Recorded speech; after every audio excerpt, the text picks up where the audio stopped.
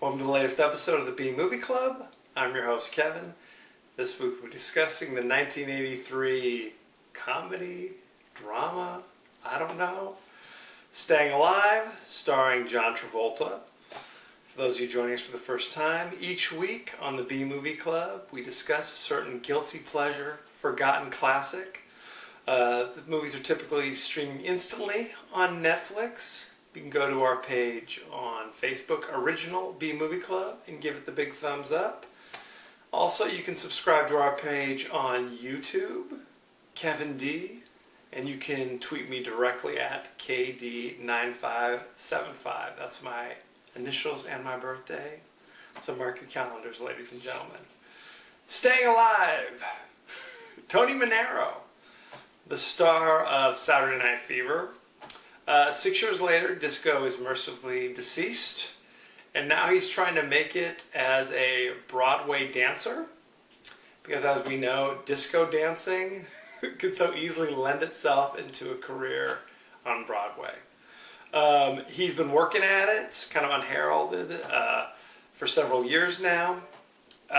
He teaches dance classes at the Y, in the evenings also to help out, to help pay the rent.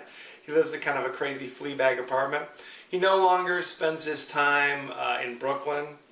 He's now strictly a Manhattan guy. He's had kind of a change. He's gone out of his way not to speak in his Brooklyn accent, trying to be more cosmopolitan, if you will. He has his on-again, off-again girlfriend, played by Cynthia Rhodes, who you might remember from Dirty Dancing and some other things. She's also a dancer, and she also teaches dance class. Then there's the big dancing lady on Broadway. She's in all the shows, played by Finola Hughes. You might remember her from General Hospital, or you might not. I don't know. She's vaguely recognizable. He sees her as being very successful on Broadway, so he tries to kind of sidle up to her. They have a little thing going, but she is very much kind of a love him and leave him kind of person. So where he's looking for a relationship, she's just kind of like, yeah, that was fun. I'll see you at rehearsal kind of thing. Miraculously, Tony goes from being just in the chorus line, dancing in the background, to auditioning and becoming the lead of this hot new Broadway dance review musical, I'm not sure what it is, called Satan's Alley. I don't know why it's called Satan's Alley. It doesn't sound very promising. It sounds vaguely offensive, frankly. So he gets cast, and the final scene is he performs these wild dance numbers. His mom comes all the way from Brooklyn to watch. She's applauding. Oh, that's my son up there. Meanwhile, Tony gives Finola Hughes the boot, sends her out, and decides he wants to be with Cynthia Rhodes, who's been so nice to him and helped him rehearse and all this good stuff. She's a nice person. So there you have it. That's Staying Alive. I hope I didn't spoil it all for you. There's so much more to see. So like I said, this was the long-awaited and anticipated sequel to Saturday Night Fever, which was obviously a huge cultural phenomenon in 1977. A few years after that, John Travolta was actually offered $10 million to star in the sequel, and he turned it down. He said, no can do. By 83, the roles were not exactly pouring in, so he said, how about a sequel to Saturday Night Fever? Sadly, no one was offering him $10 million at that stage of the game. He talked to a producer friend of his. He went out and saw Rocky III, which we all love. Okay, you have Mr. T, you have Rocky, Hulk Hogan. It's a great film, I'm sure you know.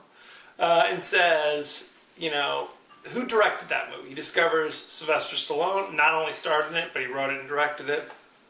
And he says, you know what, if he's that good with the sequels he's done, then he's the perfect person to direct this sequel. So that's correct. Sylvester Stallone wrote and directed Staying Alive. I don't know what else to say about that. This is actually the first movie that Stallone wrote, directed, produced, where he doesn't have, obviously, a starring role. He has a little cameo where he's walking down the street and bumps into Tony Manero, and it's like, oh, hey, there's Sly. What you do get to see, I don't know if this is a good thing or a bad thing, is a lot of Frank Stallone. Frank is Sly's brother, he's a musician, and he is the lead guitarist and co-lead singer of the band that Cynthia Rhodes is singing in the bar, and the guy she kind of dates for a little bit, he's in this. He also wrote and sang the action theme for for Staying Alive. So it was a big hit at the time. So there you have that. So they're a very talented family. So that's good times had by all. Like I said, Cynthia Rhodes, she's, you know her as, from Dirty Dancing. She was Johnny's friend who got knocked up, and the bad guy came and gave her an abortion. It was a very sad scene. So that's her. She's also currently married to Richard Marx. So there you go. Finola Hughes, like I said, this was her first big role as kind of the haughty British dancer type. And she went literally from this to General Hospital, and she's been on General Hospital for about 40 years now. So there you have that. Other people, if you pay really close attention, you will see Patrick Swayze in one of the chorus line scenes where he's dancing. He doesn't have any lines, and he's in the background. So you have that. So there's Swayze. So it's definitely got kind of a Dirty Dancing kind of feel for it.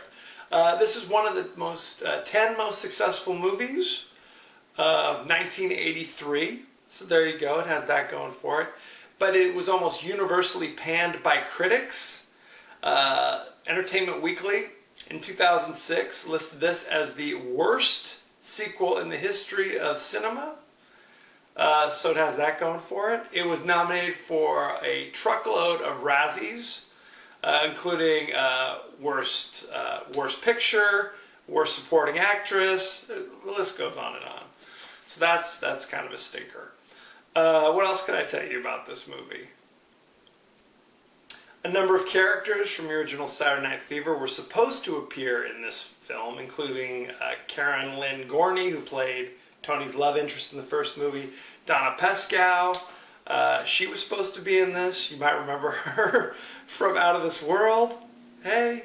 And actually the actor who played Tony's father from the first one. They're all supposed to be in it, but they all got cut out or had scheduling conflicts.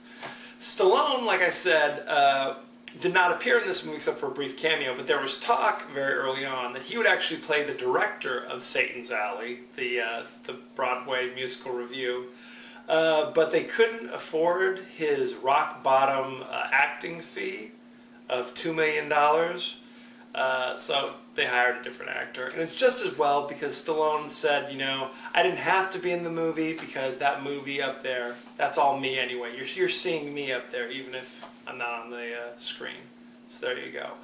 Travolta has said on a few occasions that Stallone was actually the favorite director that he'd worked for. It was his best. I guess he felt that Stallone was the one who really showed him the best on the screen, so there you go. Travolta reportedly worked for 2 years training as a dancer, strenuously. And like I said, he had a lot of free time on his hands because he wasn't making a lot of hits at this point. Among the movies that Travolta actually turned down, shockingly enough, during this period, including Officer and a Gentleman and American Gigolo, 2 movies that turned Richard Gere into a star. So there you go. As we all know, Travolta's career has a lot of peaks and valleys. In the 70s, he's a big star. 80s, not so much. 90s, a big star. 2000s, and today, do I need to say it? So there you have it. Staying Alive is streaming instantly on Netflix, so you can still rush out and see it.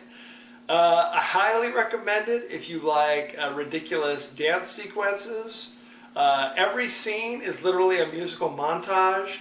It's like oh, I'm leaving, I'm leaving rehearsal, and then it's like music kicks in, and he's just walking across the street for 5 minutes. Oh, I'm going to rehearsal. Music kicks in, he's walking down the street for 5 minutes while music, yeah. Every scene is a musical montage, so it has that going for it. Like I said, Frank Stallone did a lot of the music. The Bee Gees also chipped in when they could. The movie's called Staying Alive, but that song actually doesn't appear until the final scene. Spoiler alert. When Travolta has knocked him dead on Broadway.